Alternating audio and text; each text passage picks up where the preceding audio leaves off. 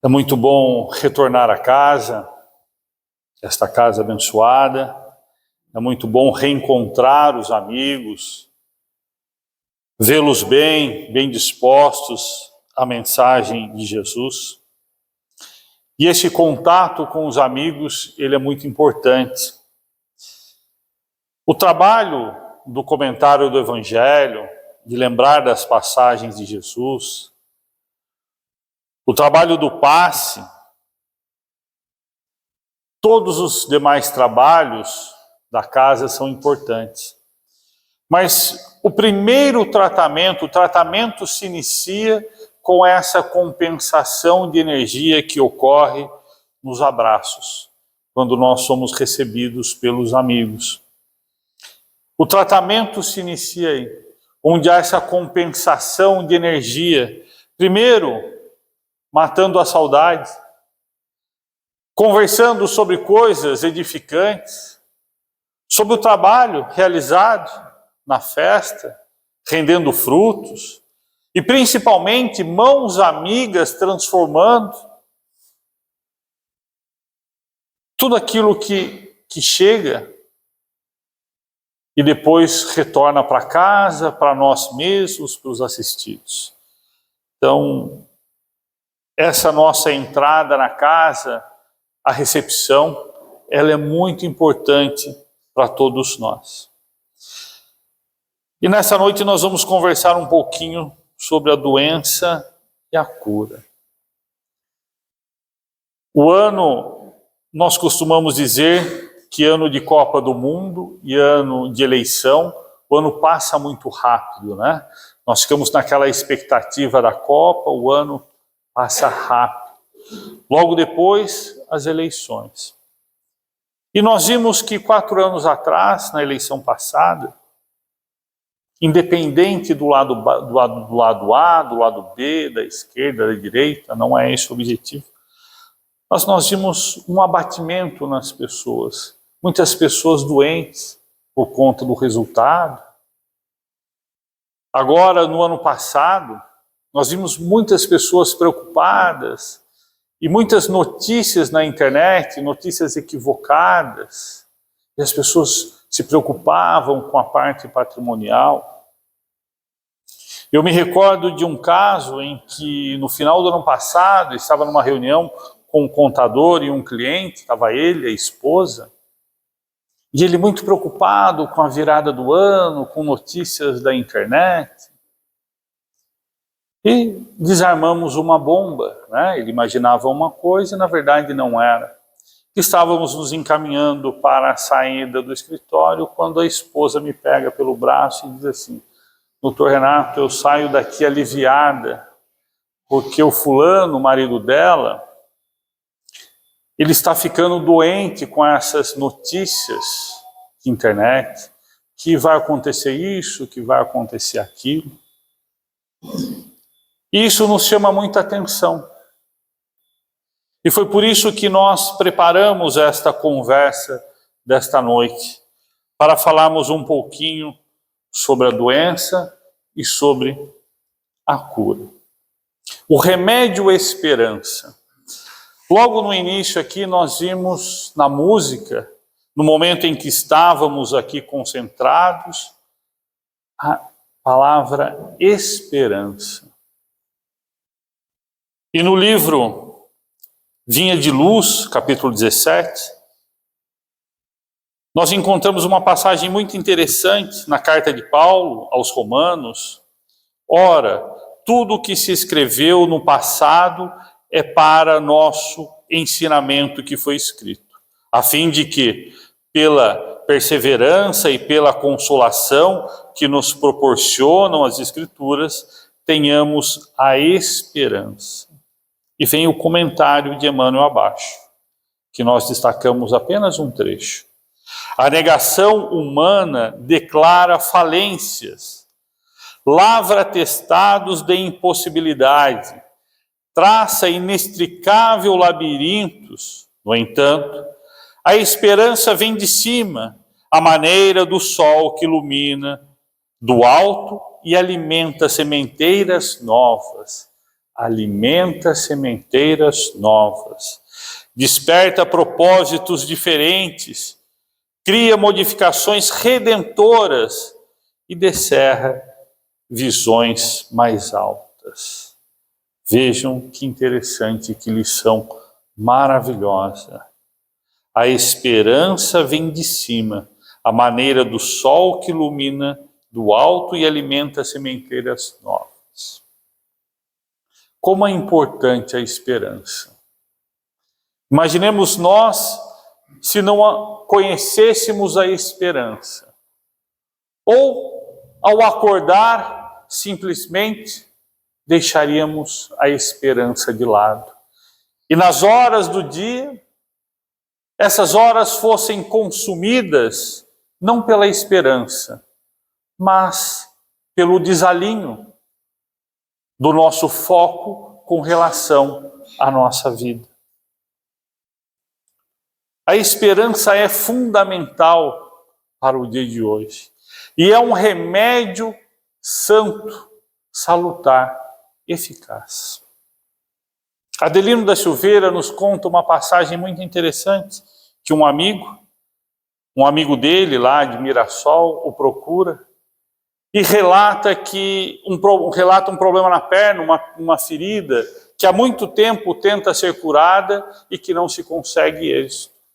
Os médicos indicaram a amputação da perna. E ele pede então a Adelino, sabendo que Adelino era muito próximo de Chico Xavier, que fosse a Uberaba e consultasse o Chico sobre o caso. E eis que Adelino faz isso.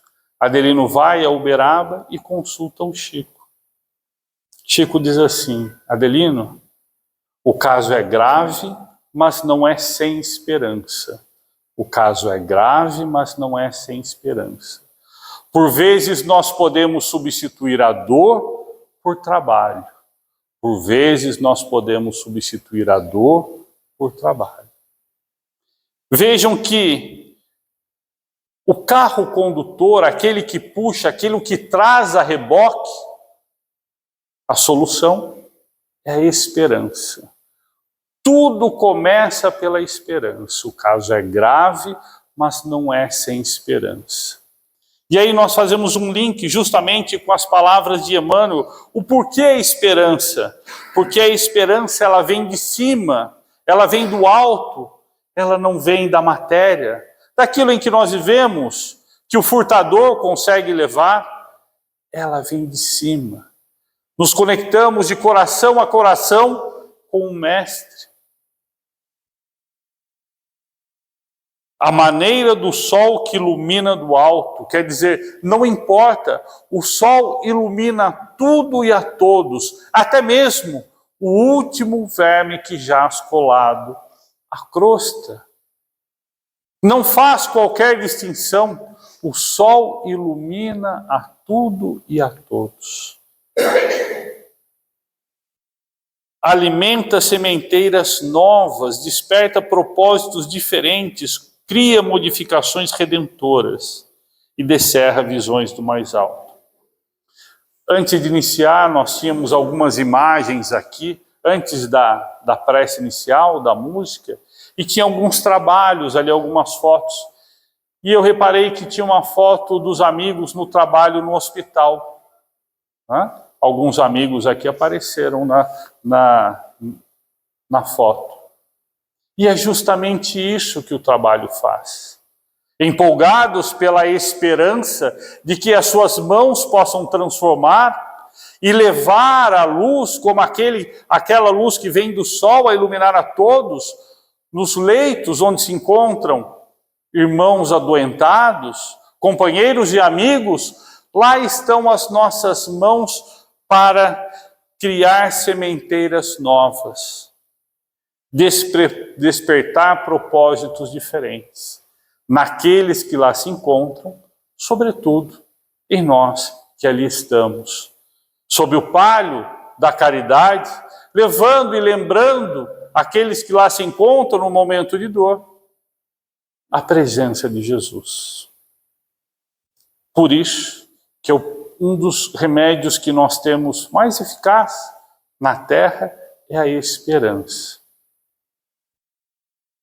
Quando nós encontramos com alguém, nós não podemos esquecer da palavra esperança. E disso aqui que Emmanuel vem nos alertar e que nós vamos ver ao longo dessa nossa conversa. Despertar sementeiras novas. Despertar propósitos diferentes. Mudar o rumo das coisas, mas mudar sem a crítica. Colaborando apenas como o sol que ilumina a tudo e a todos. Uma passagem muito interessante que os amigos e as amigas conhecem bem, está lá no livro Nosso Lar, capítulo 6, sob o título Precioso Aviso. E aqui é um diálogo muito interessante. André Luiz, ainda acamado, diz assim, Clarencio pergunta a André Luiz, como vai? Melhorzinho? Sempre quando eu lembro dessa passagem, parece que Clarencio é um bom mineiro, né? Como vai? Melhorzinho? André Luiz responde, esbocei o gesto do enfermo que se vê acariciado na terra, amolecendo as fibras emotivas. No mundo, às vezes, o carinho fraterno é mal interpretado. Obedecendo ao velho vício, comecei a explicar, enquanto os dois benfeitores se sentavam comodamente ao meu lado. Não posso negar que esteja melhor, entretanto, sofro intensamente. Muitas dores na zona intestinal, estranhas sensações de angústia no coração. Nunca supus fosse capaz de tamanha resistência, meu amigo. Ah, como tem sido pesada a minha cruz. Agora que posso concatenar as ideias, creio que a dor me aniquilou todas as forças disponíveis. E aí ele continua. E logo embaixo, depois, Clarencio, depois de ouvir Clarencio, o visitador da saúde, depois de escutar a lamúria de André Luiz, Clarencio toma a palavra e diz assim, meu amigo, deseja você de fato a cura espiritual? Ao meu gesto afirmativo continuou, aprenda então a não falar excessivamente de si mesmo, nem comente a própria dor. Lamentação denota enfermidade mental e enfermidade de curso laborioso e tratamento difícil. É indispensável criar pensamentos novos e disciplinar os lábios. Somente conseguiremos equilíbrio abrindo o coração ao sol da divindade. Que lição maravilhosa, né? Que lição sensacional. Todos nós um dia já nos encontramos na condição de André Luiz, de enfermos, e fizemos exatamente isso que André Luiz fez. Uma, duas, tantas outras vezes. Quando alguém nos pergunta, como vai? Melhorzinho, e nós logo abrimos a caixa de ferramenta e fazemos exatamente o que André Luiz fez. Mas analisando bem esta passagem maravilhosa de Nosso Lar, nós vimos que ela tem em si uma boa dose de uma falta de educação do nosso espírito. Quando nós conhecemos a causa disso, descerra em nós uma outra visão. Deseja você de fato a cura espiritual? Todos nós, quando entramos aqui, ao fazer as nossas preces, ao endereçar as nossas petições ao Divino Amigo Jesus, nós pedimos para nós, para os nossos, para aqueles que estão próximos de nós. E até mesmo quando vamos ter aquele diálogo, nós e Jesus, no recesso do nosso lar, às vezes nós fazemos isso. Começamos a reclamar, a lamuriar e falar excessivamente de nós mesmos. E Clarencio, então, nos esclarece, né? Aprenda a não falar excessivamente de si mesmo. Quer dizer, eduque-se. Eduque-se para se curar. Vejam que o primeiro remédio que Clarencio ensina, André Luiz, é o quê? É a educação do espírito. Ele não diz assim, olha, você precisa tomar os remédios conforme a prescrição médica. Não. Ele chama a atenção à educação.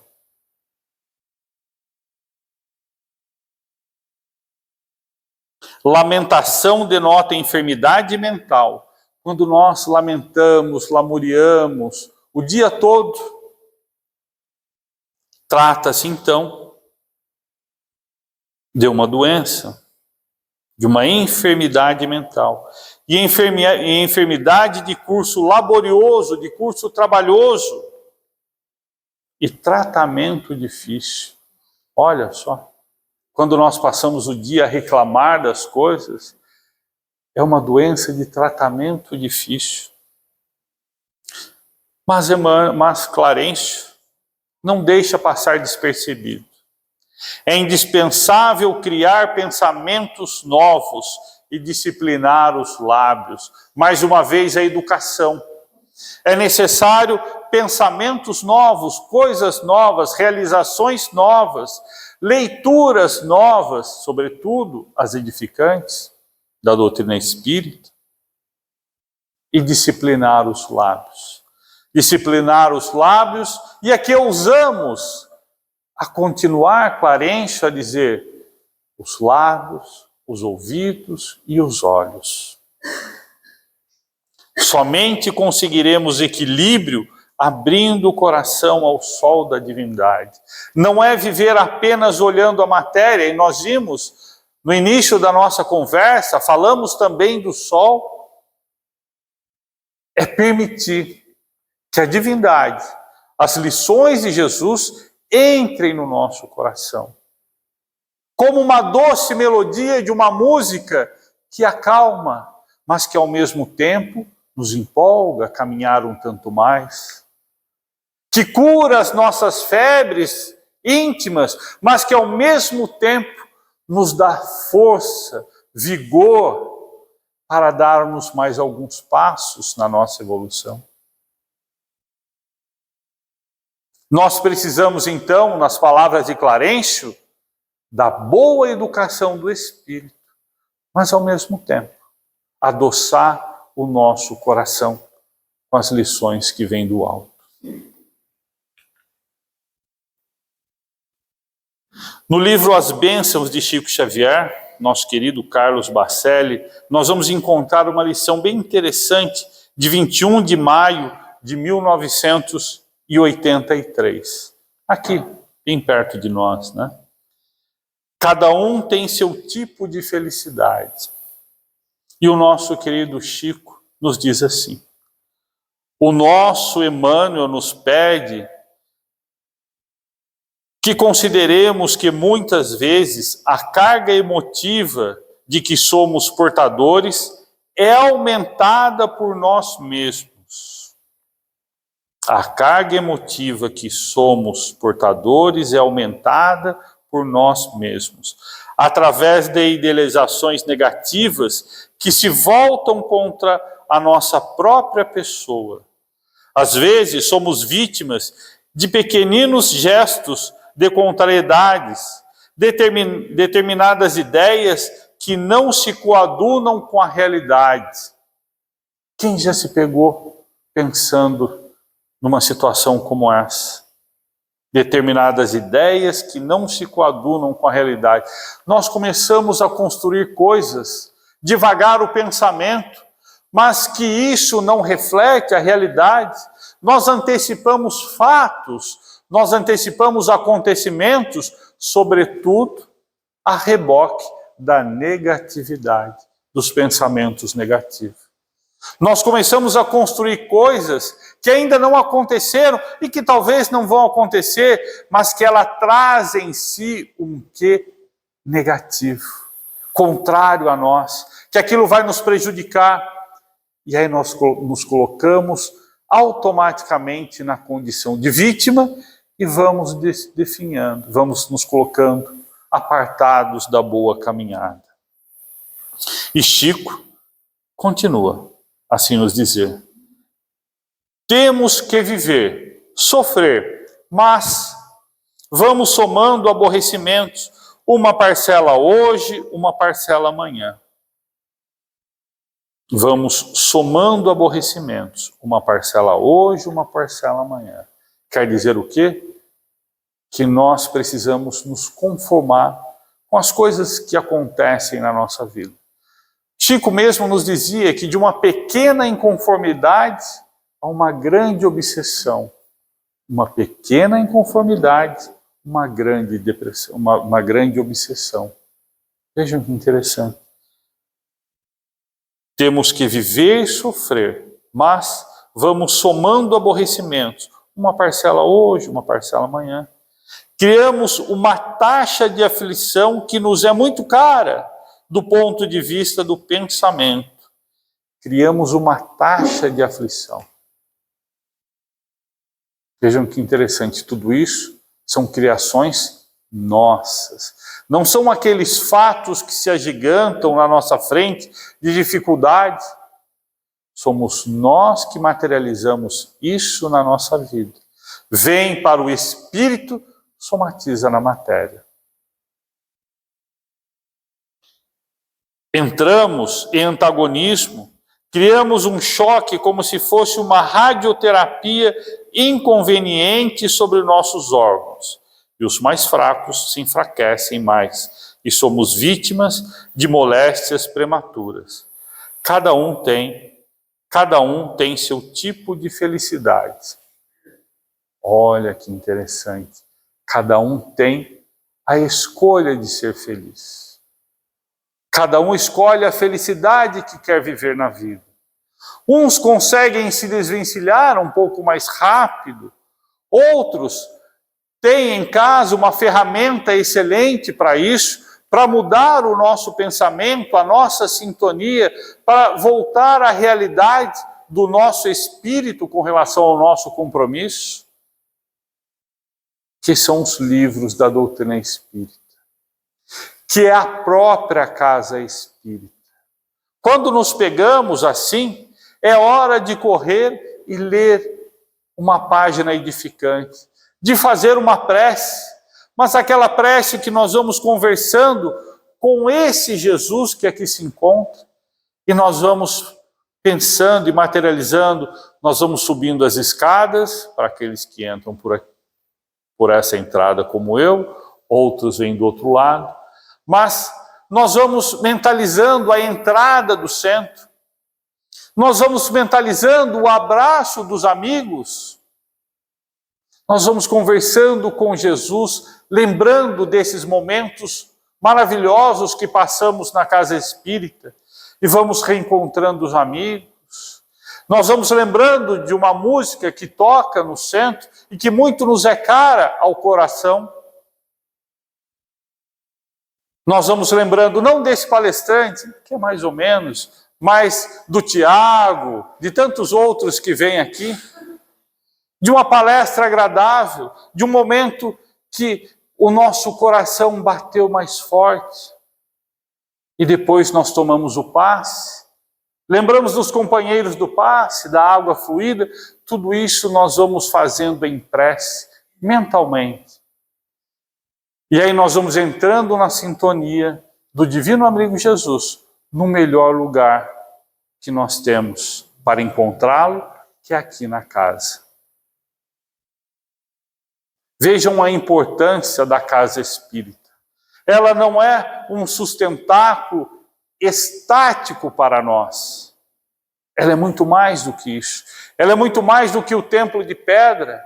Ela é muito mais porque onde quer que estejamos, nós podemos visitá-la mentalmente em prece, e é desta forma que ela nos socorre nesses momentos de dificuldades. Porque nós não queremos viver desta forma que o Chico bem nos advertiu. Cada um tem o seu tipo de felicidade.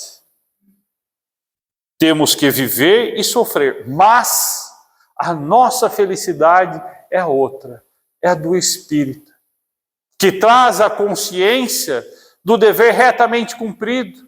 Às vezes ainda temos dificuldades com determinados temas do Evangelho, faz parte da nossa evolução, faz parte da nossa caminhada, mas nós já sabemos como fazer e onde encontrar aquilo que tanto o nosso espírito necessita quando estivermos doentes, desta forma que o nosso querido Chico bem nos colocou.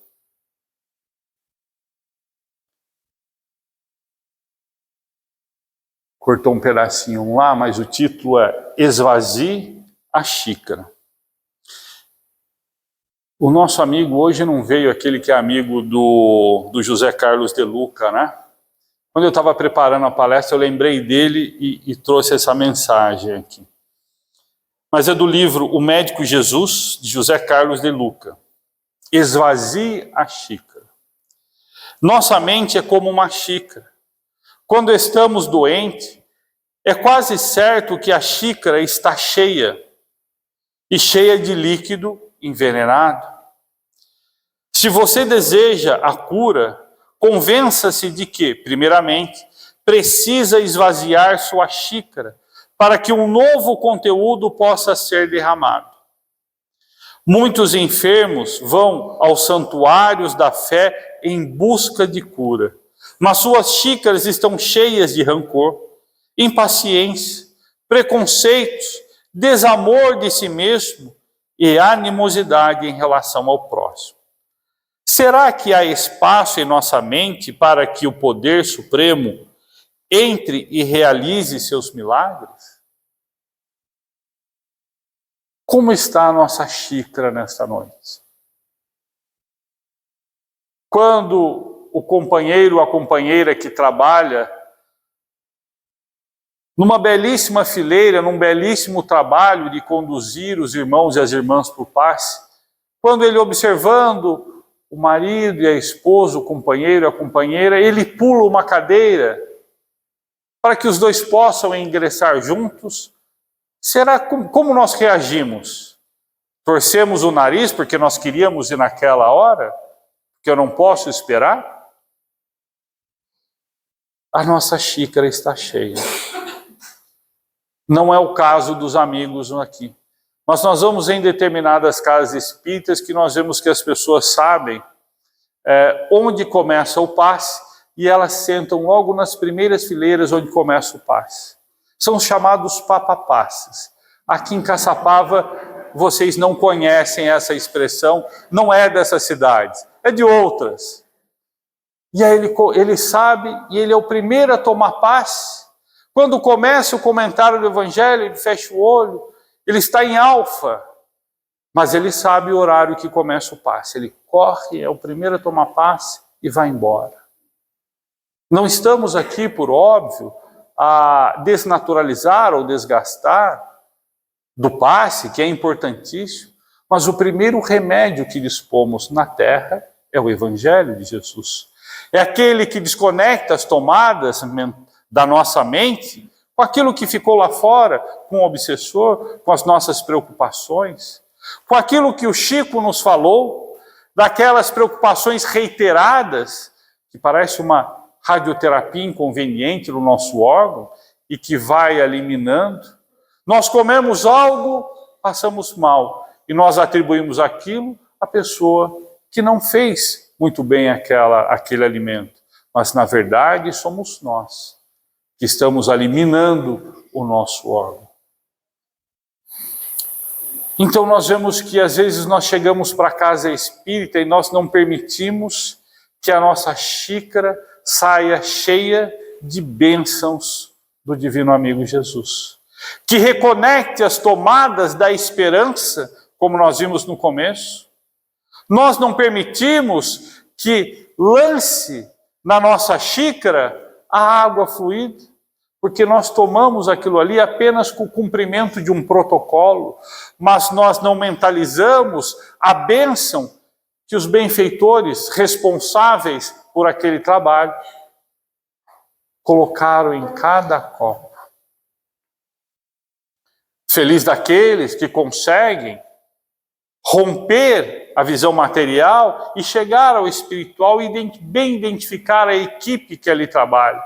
Cada um que vai se aproximando, ali é depositado cada fluido benéfico que fará enorme diferença no espírito e na matéria. O companheiro e a companheira que trabalha no passe, os amigos espirituais trabalham ali e vão intuindo essa pessoa a chamar cada um e vai entrando e vai ocupando uma cadeira ideal para o que o médium possa trabalhar. Cada médium tem a sua peculiaridade de cura, as mãos voltadas para determinado segmento da cura. E o trabalho é tão importante desta pessoa, desse companheiro, dessa companheira que vai encaminhando, porque é ali que o trabalho vai acontecendo. A pessoa vai na sequência, os espíritos identificam e ela ocupa a cadeira do médium que vai fazer o trabalho. Mas para isso, nós temos que observar isso aqui. A nossa xícara não pode estar cheia. A nossa xícara é necessário ter sido lavada pela esperança. Porque aqueles resíduos que nós vimos aqui nas palavras de José Carlos de Luca tem que ser extirpada para não contaminar aquilo em que vamos receber de bom, que o nosso espírito também absorverá. E que fará uma enorme diferença nos nossos dias, quiçá na nossa reencarnação.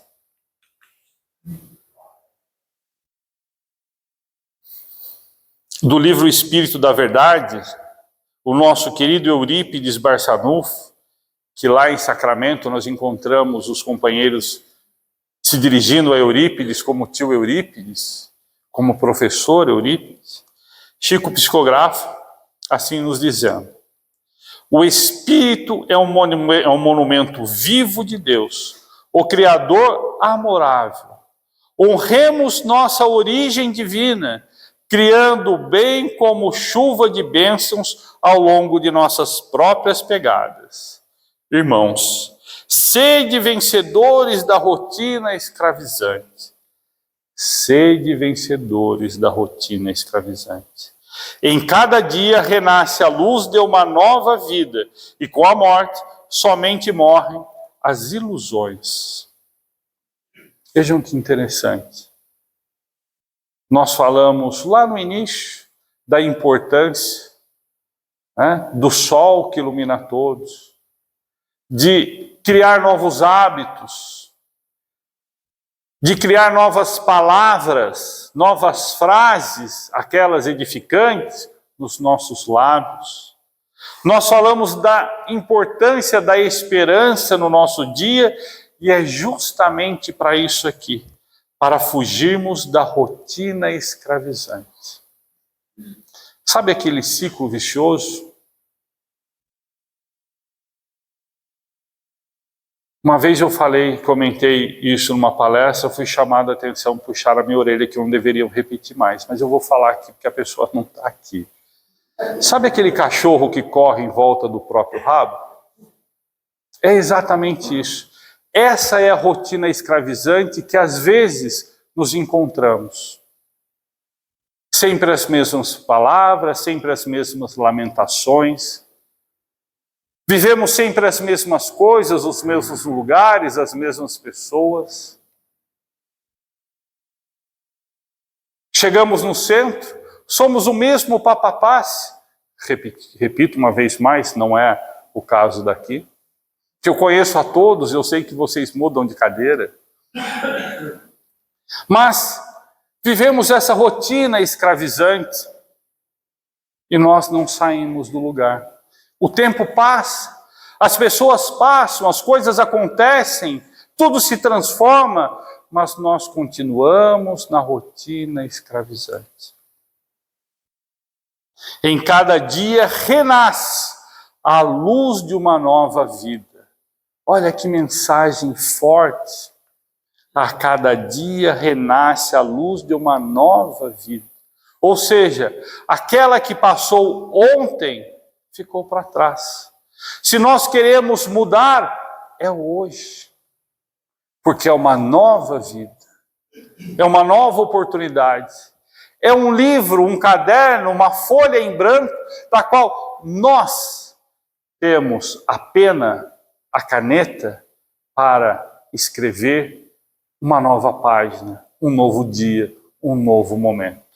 E quando nós nos inspiramos pela presença do Divino Amigo, pela bênção da doutrina espírita, pelas obras de Kardec, pelas obras de Chico, de André Luiz, de Emmanuel, de Bacelli, de tantos outros, nós escrevemos uma página diferente. Alguém há de ler esta página ao longo do dia, porque quando nós escrevemos, é o nosso comportamento que fala por nós. A página que escrevemos é o nosso comportamento materializado no nosso dia, que as pessoas que estão ao nosso redor conseguem fazer a leitura da presença de Jesus através do nosso comportamento. Já pararam para pensar nisso? O nosso comportamento é aquele livro, aquele caderno em branco que nós escrevemos. E quando nós falamos de caridade, o tempo hoje, de fato, é exíguo, nós podemos fazer caridade sem pregação, mas apenas pelo nosso comportamento.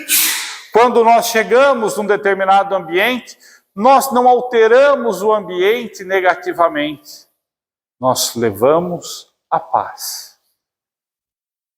A primeira mensagem que nós levamos no ambiente onde os nossos pés alcancem é a paz.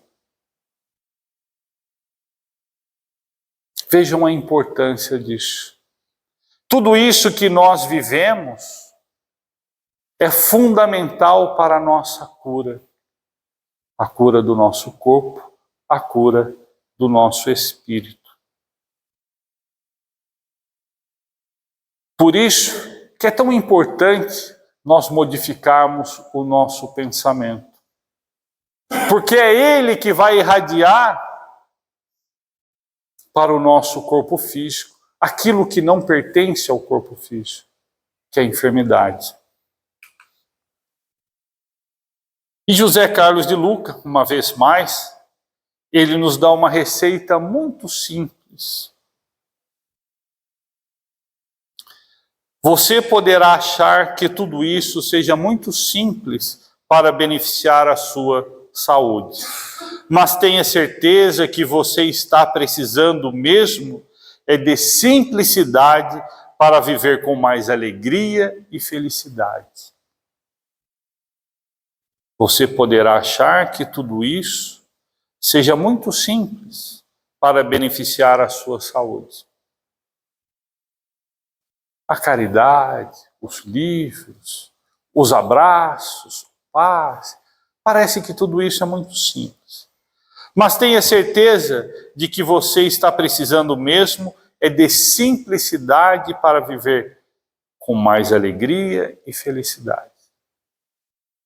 Repito uma vez mais a foto que nós vimos dos amigos, dos companheiros no trabalho da visita no hospital.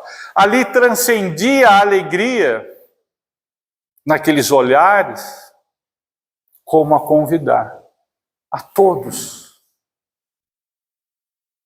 nesse trem da caridade. André Luiz nos ensina que a simplicidade é fundamental. Quem perde a simplicidade, perde o endereço da paz. Quem perde a simplicidade, perde o endereço da paz. E o que é viver sem a paz? É como aquele leite que nós colocamos para ferver e nós temos que fazer uma outra atividade doméstica. Nós não conseguimos fazer uma coisa nem outra. Não damos conta do leite, o leite derrama. E não damos conta da outra atividade. A conclusão disso é que nós vamos ter mais trabalho de limpar aquilo que derramou. Assim somos nós quando perdemos a simplicidade. Quando deflagramos a simplicidade, buscamos algo a mais que não precisamos, que o nosso espírito não precisa, e nós nos expomos à vida lá fora. E aí chegam as enfermidades.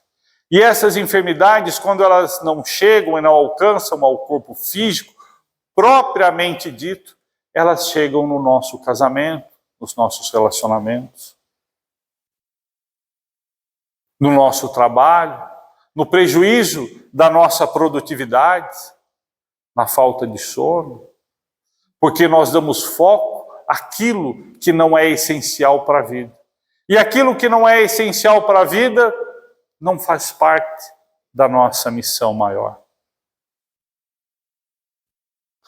Nós precisamos mesmo é de simplicidade para viver com mais alegria e felicidade. Nós jamais podemos esquecer disso e fazer sempre esta análise. Como anda a minha vida? Esta dor que estou sentindo, esta doença que se instalou no meu corpo, ela é realmente algo manifestada, propriamente dita no meu corpo, é algo que foi arquitetado pelo meu pensamento, pelo meu comportamento. Será que as preocupações excessivas que eu venho tendo, ela não está refletindo no nosso corpo? E o corpo, nesse momento, está nos pedindo ajuda, como um companheiro fiel das nossas atitudes? O corpo fala e nos pede ajuda. É a hora de parar, pensar e trazer a simplicidade para a nossa vida, para vivermos com alegria e felicidade. Que Jesus nos abençoe hoje, a cada dia e sempre. Que assim seja.